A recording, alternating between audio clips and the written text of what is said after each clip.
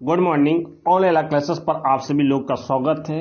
मैं आज आपकी खिदमत में हाजिर हूँ, एडवोकेट मोहम्मद मुकीम। दोस्तों, ये जो मैं पेपर सॉल्व कर रहा हूँ, ये पेपर है उत्तर प्रदेश उत्तर न्यायिक सेवा मुख्य परीक्षा 2009। ठीक है, ये क्या है? उत्तर प्रदेश जो है उत्तर न्यायिक सेवा मुख्य विशेष परीक्षा 2009 पर मैं आज चर्चा करूँगा।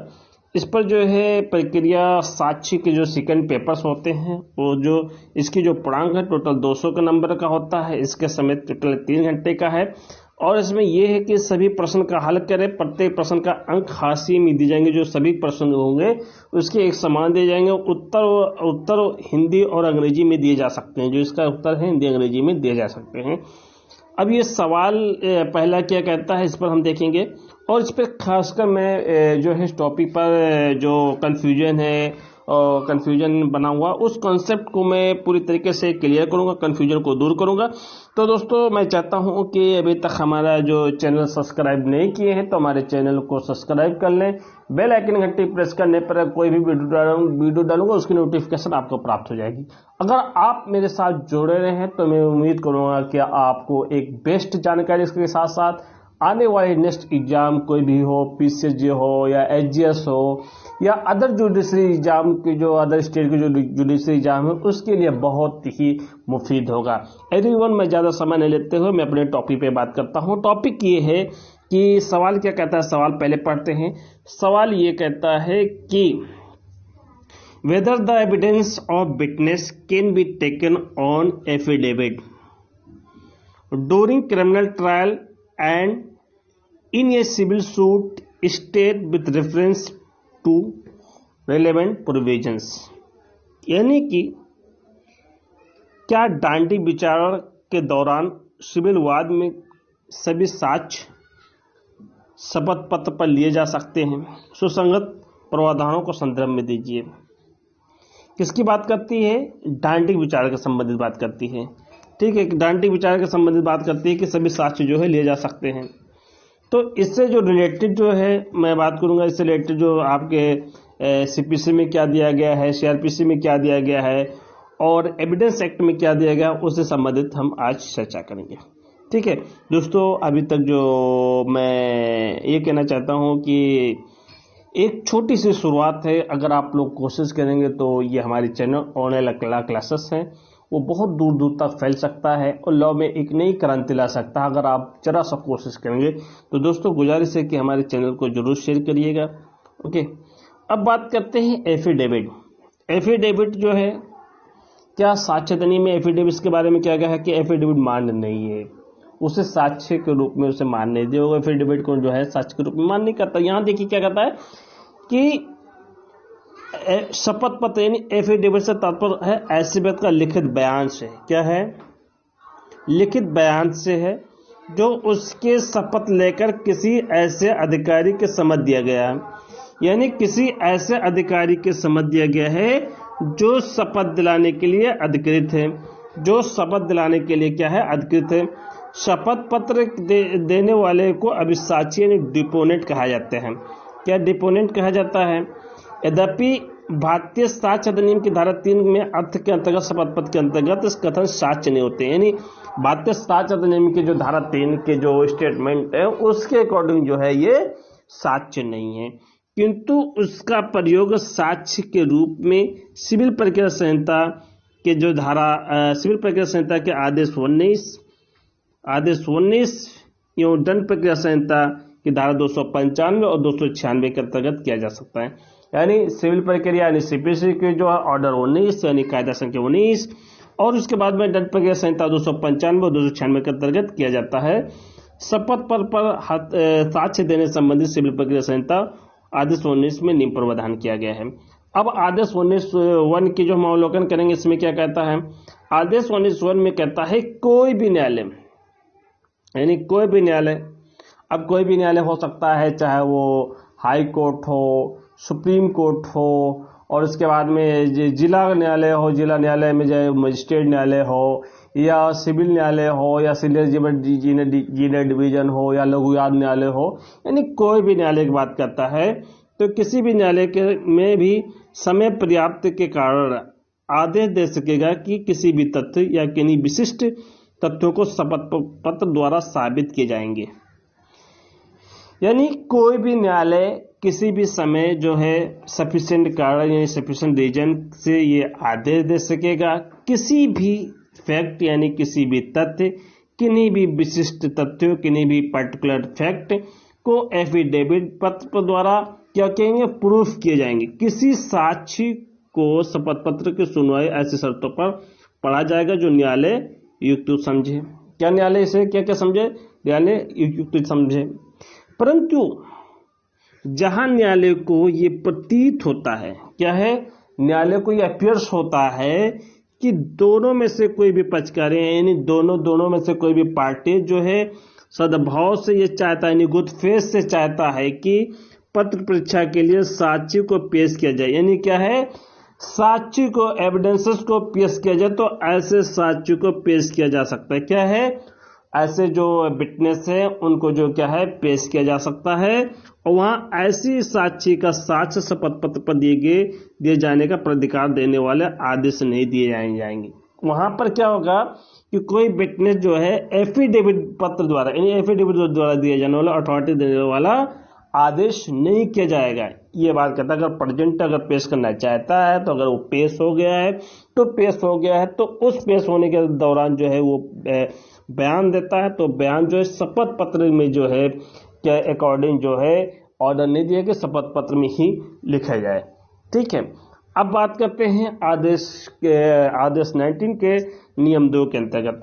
आदेश 19 नियम 2 के अंदर क्या कहता है कि पहली बात ये कहता है कि भाई किसी भी आवेदन पर साक्ष्य शपथ पत्र पर द्वारा किया जाएगा, यानी किसी भी आवेदन पर जो है साक्ष्य शपथ पत्र द्वारा किया जाएगा, किंतु न्यायालय दोनों पक्षकारों में से किसी भी प्रेरणा से अभी साक्षी को आदेश दे सकेगा और वो पत्र परीक्षा के लिए हाजिर होगा।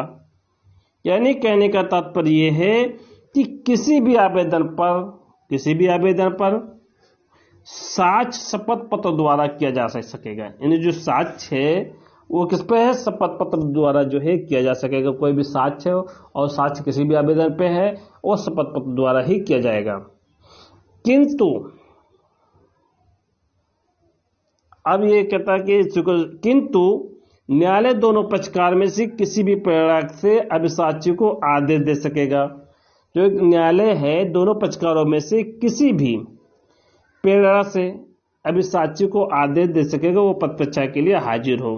क्या है, पत्र परीक्षा के लिए नहीं क्रॉस एग्जामिनेशन के लिए क्या है वो हाजिर हो। ठीक है, वही सेकंड बात करती है, सेकंड पॉइंट करती है कि क्या कहते हैं, सेकंड पॉइंट कहती है कि जब तक अभिसाक्षी न्यायालय में उस संज्ञा से छूट ना पाया हो या न्यायालय अन्यथा निर्देश न दे, ऐसे हाजिरी न्यायालय में होगी। अगर न्यायालय से वो 205 का विमुक्ति ना प्राप्त किया हो तो ऐसे न्यायालय में उसकी क्या हाजिरी होगी। और ठीक है, ये बात बताता 19 के नियम 2 की। अब 19 के नियम 3 क्या नाम है, वही विषय जिन्हें वही विषय जो है क्या करेंगे, वही विषय जिन्हें जो है जिन तक शपथ पत्र तक ही सीमित होंगे। पहली बात ये कहता है कि शपथ पत्र ऐसे विषय तक सीमित होंगे जिनको अभिसाक्षी अपने निजी ज्ञान से साबित करने में समर्थ हैं। यानी शपथ पत्र ऐसे विषय तक ही सीमित होंगे जिनको अभिसाक्षी अपने निजी ज्ञान से साबित करने में समर्थ होंगे, किंतु अंतर्वर्ती आदेश के शपथ पत्र में उसके विश्वास पर आधारित कथन करे हो सकेंगे। ठीक है, परंतु यह तब तक के जबकि उसके लिए कोई आधार कथन किया गया हो। अब दूसरी बात कहता है कि जिस शपथ पत्र पर क्या है, जिस शपथ पत्र पर अनुसूचित या तार्किक बातों को दस्तावेज की प्रतियां या दस्तावेज के उद्धरण के अनावश्यक रूप से दर्ज किए गए हैं, हर एक शपथ पत्र के होते हैं। जब तक न्यायालय अन्यथा निर्देश न दे उन्हें फाइल करने वाले पक्षकार को दिए जाएंगे। क्या है, उन्हें फाइल करने वाले पक्षकार को दिए जाएंगे। यानी जिस एफिडेविट में जो है सुनी सुनाई या तार्किक बातें या डॉक्यूमेंट्री की प्रतियां या दस्तावेज के जो लिखे गए हैं अनावश्यक रूप से दर्ज किए गए हैं, क्या है जिसे जरूरत नहीं है अनावश्यक रूप से दर्ज कर लिया गया है, हर एक शपथ पत्र को के होते हुए जब तक न्यायालय अन्यथा ये डायरेक्शन न कर दे उन्हें फाइल करने वाले पक्षकार द्वारा दिए जाएंगे, उन्हें फाइल करने वाले पक्षकार द्वारा दिए जाएंगे, ये बात करता है। ठीक है। अब उसके बाद में ये कहता है कि दंड प्रक्रिया संहिता की धारा 295। अब 295 क्या है इसे देखते हैं।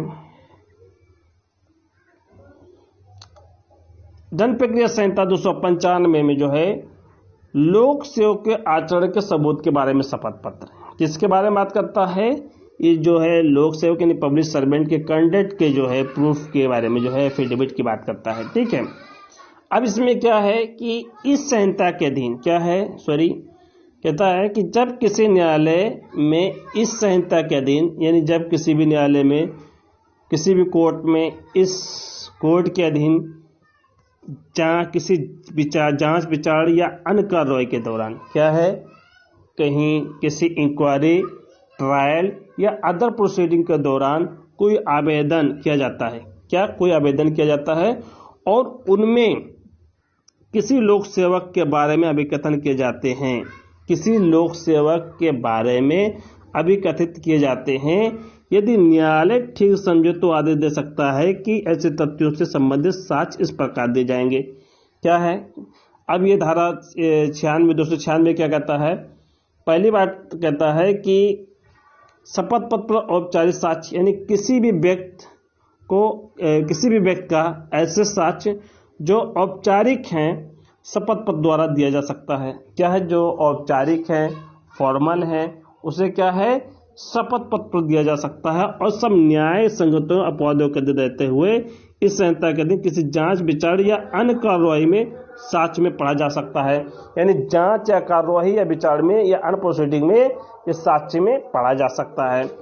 दूसरी बात ये कहता है यदि न्यायालय ठीक समझे तो क्या है, न्यायालय ठीक समझता है तो वो किसी भी व्यक्ति को समन कर सकता है और उसे शपथ पत्र के अंतर्गत किसी तथ्यों के बारे में उसकी परीक्षा कर सकता है, किंतु अभियोजन या अभियुक्त के आवेदन पर ऐसा करेगा। यानी जो न्यायालय ठीक समझे, क्या है, अगर न्यायालय ठीक समझता है तो किसी व्यक्ति का समन कर सकता है, कोई भी व्यक्ति है उसे समन कर सकता है और उसके शपथ पत्र में क्या उसके एफिडेविट में क्या वो लिख लेगा, किसी तथ्य के बारे में उसकी परीक्षा कर सकता है, कोई फैक्ट है उसके बारे में न्यायालय क्या है एग्जामिनेशन कर सकता है, किंतु अभियोजन या अभियुक्त के आवेदन पर ऐसा करे। किसके आवेदन पर करेगा, प्रोसिक्यूशन के और अक्यूज के ही एप्लीकेशन पर ऐसा करेगा। ठीक है। अब एक बात आता है कि संकरिया बनाम राजस्थान केस में, यानी एक केस आया था, वो केस क्या था, संकरिया बनाम राजस्थान राज्य 1978 में सुप्रीम कोर्ट यानी SSC 453 के प्रकरण में अभियुक्त की अंगुली छाप को लेने वाले पुलिस अधिकारी का परीक्षण नहीं किया गया। इस प्रकरण में जो है एक्यूज की जो है फिंगर की निशानियां लेने वाले पुलिस अधिकारी जो है परीक्षण नहीं किया गया, एग्जामिनेशन नहीं किया गया। तथापि उसने एक एफिडेविट प्रस्तुत किया, क्या उसने शपथ पत्र प्रस्तुत किया और यह अब निर्धारित किया गया कि साक्ष्य दिन धारा 296 के दिन क्या है वो ग्रह है, यानी वो रिलेवेंसी है। ठीक है। उपरोक्त प्रावधानों से स्पष्ट होता है कि यद्यपि ये कहना सत्य नहीं होगा कि शपथ पत्र पर साक्ष्य नहीं है। यानी अगर उपरोक्त वाले में जो अगर देखें जो हमने आपको बता दिया है उस कंडीशन से ये सिद्ध होता है कि ये साक्ष्य नहीं है, ये गलत बात है, ये साक्ष्य के तहत वो जो है ट्रीट कर लिया जाएगा, परंतु ये ऐसा साक्ष्य नहीं है जिससे निर्णय पर आधारित किया जाता हो। मतलब जो ऐसा साक्ष्य हो को निर्णय का बेस बनता हो तो वो साक्ष्य नहीं है जब तक पक्षकार ऐसे करने के लिए क्या है सहमति नहीं देता है। जब तक जो पार्टी जो है ऐसे पक्षकार जो है उसको क्या है सहमति नहीं देता है। आदेश 19 नियम 1 के अधीन किसी बात या तथ्य शपथ पत्र पर ही साबित किए जा सकते हैं। कोई भी बात होगा, कोई भी फैक्ट होगा, उसे किसमें साबित है, यानी एडमिट टू प्रूफ जो है एफिडेविट पे करना पड़ेगा। परंतु ध्यान ये रखना चाहिए कि आदेश 19 नियम 1 का प्रावधान आदेशात्मक है। जो 19 के एक जो नियम है वो क्या है मैंडेटरी है और अर्थात नियम 1 में वर्णित पूर्व शर्त को पूरा किया जाना आवश्यक है। जो एक में जो है नियम 1 में जो कंडीशन है उससे शर्त को पूरा किया जाना क्या है, लाजिम है। किसी बात को शपथ पत्र द्वारा ही साबित जो है तभी किया जा सकता है जब पूर्व शर्त अर्थात उसके लिए पर्याप्त अटके कारण हो। यानी जो है किसी बात का शपथ पत्र द्वारा तभी साबित किया जा सकता है जब पूर्व शर्त यानी प्री कंडीशन के अर्थात उसके लिए पर्याप्त हो, यूं अटकीय कारण हो। ठीक है, ये बात बताता है। ये जो है जिस सवाल पर हमने किया क्या डांडिक के दौरान जो है और सिविल में साक्षी का साक्ष्य के बारे में बात करता है, यानी दोनों की बात में क्रिमिनल की बात करता है और सिविल सूट की बात करता है, उसमें ट्रायल इंक्वायरी की बात करता है और साक्ष्य के शपथ पत्र यानी जो है एविडेंस के जो है एफिडेविट पर लिया जा सकता है। इस पे संबंधित जो है कोई जो अगर प्रावधान है तो इसको इंगित करिए। आपको इन इंस्ट्रक्शन को आपको डालना है और डालने के बाद में जो है इसे आपको कोड करना होगा, तभी आपको नंबर दिए जाएंगे, अन्यथा नंबर आपको नहीं मिलेगा। तो दोस्तों ये अभी तक ये एक सवाल का जवाब है। फिर मैं नेक्स्ट टाइम मिलूंगा, तब तक के लिए मैं इजाजत चाहता हूँ। अल्लाह हाफिज।